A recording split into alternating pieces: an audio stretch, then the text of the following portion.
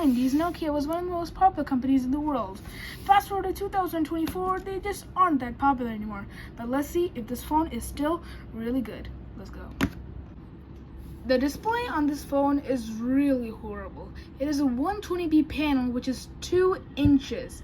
It is a TFT LCD, which means that the viewing angles are extremely horrible. However, I don't really expect anything, especially since this device is only 80 euros, so yeah, whatever.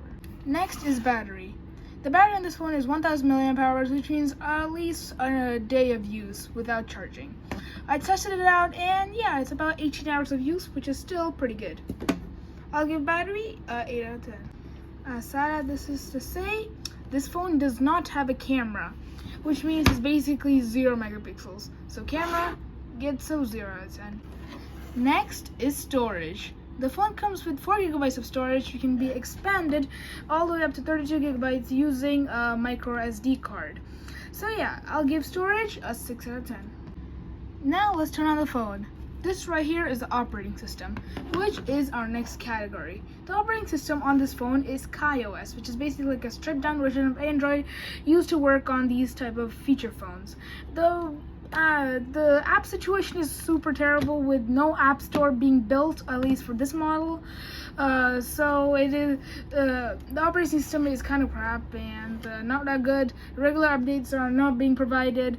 You can't even connect to the Wi-Fi.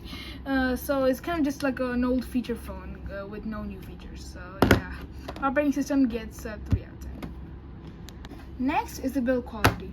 The phone is made basically full of plastic.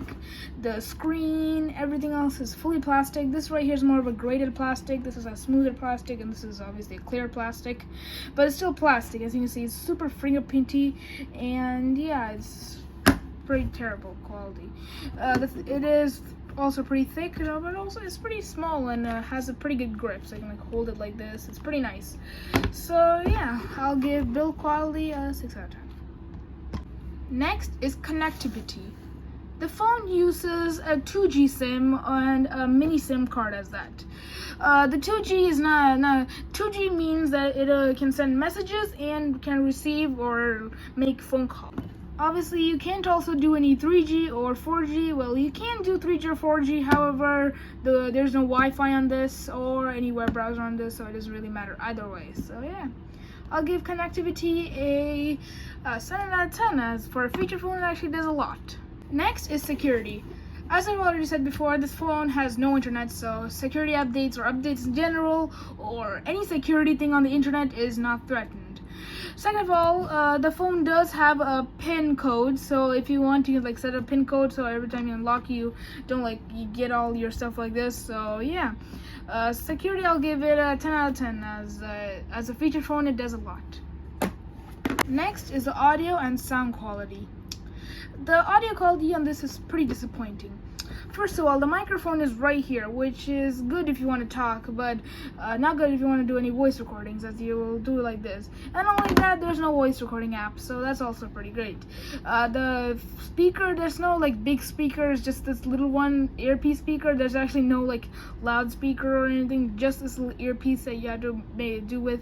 I guess it makes sense, as there is no real place you can watch like Netflix or YouTube on this, as you're kind of stuck with just calls and nothing else. Next is the price. The price of this phone is 80 euros, which is pretty reasonable. While other older phones have been going for cheaper, it is still good to get the latest and greatest, as the build quality is definitely the best, and yeah, the operating system is definitely better than these old ones right here, and also the build quality is definitely better. Look at that. So yeah, for price 80 euros, I'll give it a 7 out of 10, as it's not terrible pricing, but it's also not that good pricing either. Next is Nokia's customer support. Nokia's customer support is definitely questionable. If you go to their website, to their support page, as you can see, there's nothing about this phone. They have a bunch of their smartphones, by a bunch, I mean only 4 of them. But if you have a previous generation phone, you still won't come up here. As you can see, it only comes with the latest 4 phones. So you better make sure you download the support page, as if you don't, you might lose the support contents for your own phone. Other than that, for feature phones, there are nothing. If you call the number, you might get some help, but you need the IMEI of the phone, and if the phone's not working, good luck, because you're basically done for then. Either way, if this phone gets broken, it's not really worth it to get replace like the screen or anything. Other than that, just buy a new phone. So yeah, the support is really questionable. 0 out of 10. So here's the final score of the phone. Obviously this isn't final because there's a lot of things that this phone is definitely good at. One of the things is like cutting screen time usage and stuff like that, as it only contains the stuff you need. So if you are a person who uses a lot of screen, I definitely recommend this to you. Either way, the phone is pretty good. However, it is like just like every feature phone. However, I've never seen a feature phone which doesn't have a camera, which was released in this year. So yeah, it's definitely questionable.